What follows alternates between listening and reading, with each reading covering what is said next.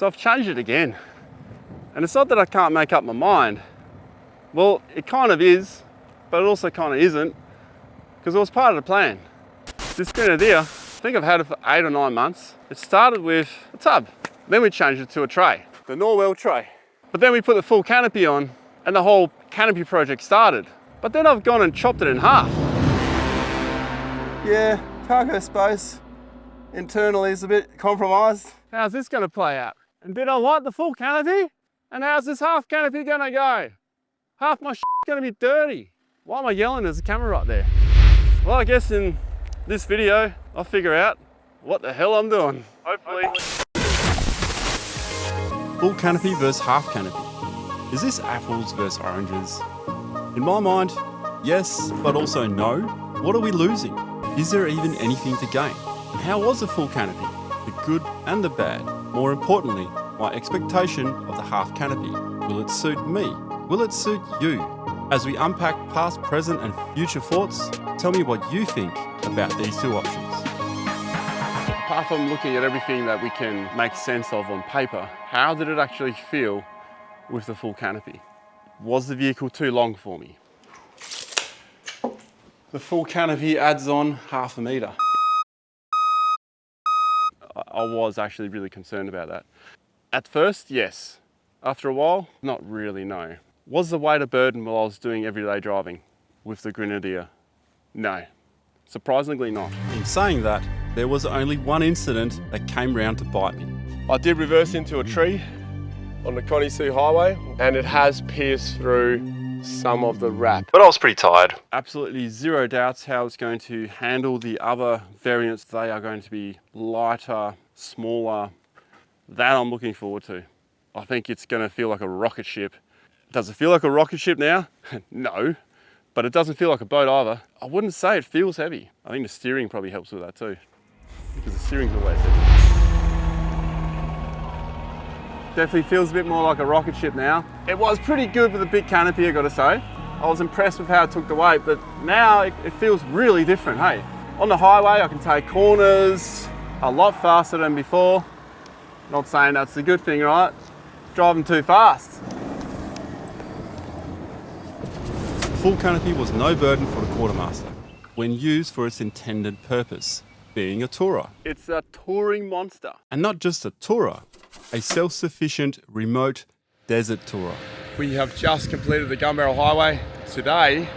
And I can say with absolute confidence, after our extreme heat desert trip fully loaded, the heaviest the Quartermaster has ever been and will ever be. The full canopy did its job and did it well, but there's another side to it. About 7 days ago, I had this vehicle on a severe angle and I thought I was going to tip it. Definitely missed that right side. In tight stuff, in technical terrain, when you get it wrong, and let's be honest, that's driver error, it's a lot less forgiving than you'd like. Roger, the report.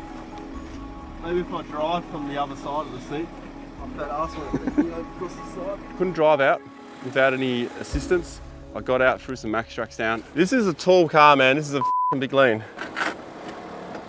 Just crawled out. That's probably the biggest angle I've ever had it on. And a good physics lesson that was. It'd be really interesting to see how it behaves with a half canopy. It's definitely a lot lighter. Oh, yeah. It's a better driving experience than the full canopy, but it's also a better driving experience than just the tray. It feels more balanced, I gotta say. Look at that flex. Look at that balance. It's like an elephant ballet dancing. And out there, it really flexed up. It allowed the vehicle to really use the back, use the front, kind of sat really level as we're going through the big holes. Whereas when it was just a tray, the back of the car was lifting a lot. Full canopy went on, completely flipped around. It was more the front that was lifting. So I think we found the perfect happy medium in regards to balanced weight. Keep one thing in mind though. I still need to mount the awning and load up with full cargo. I dare say we're gone from a tourer now to something that's a bit of a cross between a weekender and a tourer, taking on some harder stuff. Better handling with a half canopy, that's pretty obvious. What have we gained and what have we lost? But here's something the half canopy needs a lot of work done too. The strong point of the full canopy is the kitchen. There you go. Do you want to enter in? I mean, it is obvious that it's also the storage, but the kitchen is where I think the difference is. 130-litre fridge, the table, food drawer, the extra space on top, and the pantry. The process of cooking meals with the full canopy, which I'm used to now, is very easy. That is only going to fit in a full canopy. Will it be as easy with a half canopy? I'm not sure if it's a simple yes or no answer, but I would say probably not. No pantry, no drawer system, because all that space has now become open. I just got to look at things different now. Every space has just become important. This could be utilised as a table, and this has now become a table as well. And one thing that won't change is the trundle drawer. Actually, something will change a bit. Yes, the drawer will stay the same, The big drawer. but it's the way that I can utilise it. I guess there's a bit of a yin-yang thing happening here, because what I do like about this now, there's nothing here to obstruct me. I can get full access now. It's much easier to work around. I can get to everything much easier now. As opposed to before with the full canopy, Not a biggie, but you do lose a little bit of space here. You can knock a bit of dust in there. I guess the real question is, It hasn't really been an issue. however, And I think I'm going to utilise this a lot more. The stuff I had right at the back of this, it was kind of stuff that I wouldn't really use that often. So it's tucked right in. Now I can probably take more of that stuff I had stored inside the full canopy, but put it in here. this type of thought process has now become super important to try and compensate for one of the biggest losses of leaving behind the full canopy. Did somebody say space? There's a bit of space in here. So much space, in fact, I could even mount a shower tent on the inside. But let's get serious here. All of this space became so handy. Not only that, I didn't clutter it out. So everything in here was so accessible. It just made life so much easier. That is something that I will miss going to any of the other canopy sizes. Having this extra bit here makes a big difference, but it's only one way to find out. Space is a bit compromised, but I do have an above shelf, and this is where in a full canopy, you wouldn't want to fill it out too much. Just bear with me a second. Half canopy, I'm pretty happy to have this shelf up here. We're gonna need it. So we're definitely gonna be more chocker packed, but it just means you bring less And begin focusing on clever ways to utilise space. bit of room down here I can utilise, and a bit of room down here as well. Every single bit is now going to count. And that fridge is taking up 80% of this space, maybe slightly more. Internal space is not the only reduction. Squeezed around the fridge is the electrical system. The full canopy had 400 amp hours. The half canopy, half of that. It looks very similar to the other setup, similar layout, but it's what's behind the fridge that's been halved. At first I said that the 400 amp hours was overkill. I did a base camp over New Year's. We were there for 4 days. No solar, didn't use the inverter for anything other than charging small things. Didn't run a coffee machine or anything. We managed to drain pretty much all the usable power across those 4 days. And all we used was the upright fridge and camp lights. We did have some party lights plugged in. I did have Starlink running 80% at a time. 200 amp hours in this, for me to do the same thing, I would definitely need solar. Having an upright fridge, 2 kids, wife and myself constantly opening and closing it, you're letting out all the cold air. If it was a chest fridge, I suspect the battery may have lasted 20% longer. It's an estimation. I'm making that assumption on opening an upright fridge, all the cold air falls out every time. It does. So to do yeah, I've lost power. everything now. Because we're talking about I've lost it all. The fridge then has to work and make it cold again. Chest fridge, unless a breeze comes along and sweeps it out the moment you open it, it's going to stay cooler, which then means it's going to run more efficient. Back on the subject of space, I have one more area I need to attend to. Standing in the back of the tray, yes, I can say tray and I can say canopy. How cool is that? Half my storage is external now. Remove this, I think. I want this space back. My trial and error starts with an error. What a bitch. Let's find somewhere else for these. This will be like a dirty area section where firewood and stuff. That's actually quite convenient.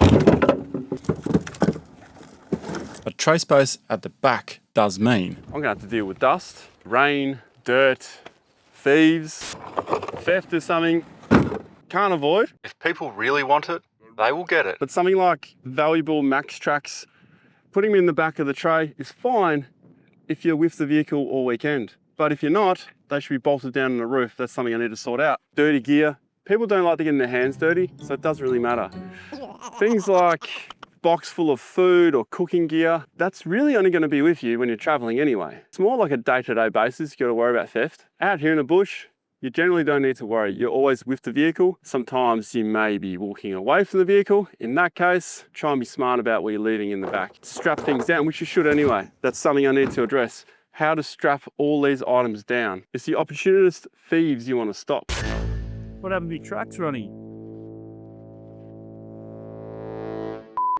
Over the years, having different setups and traveling, especially through dusty environments, when you're constantly opening dusty containers, it's all good because it keeps everything inside clean, more or less. If you're doing this day in, day out, you're gonna end up with dust everywhere.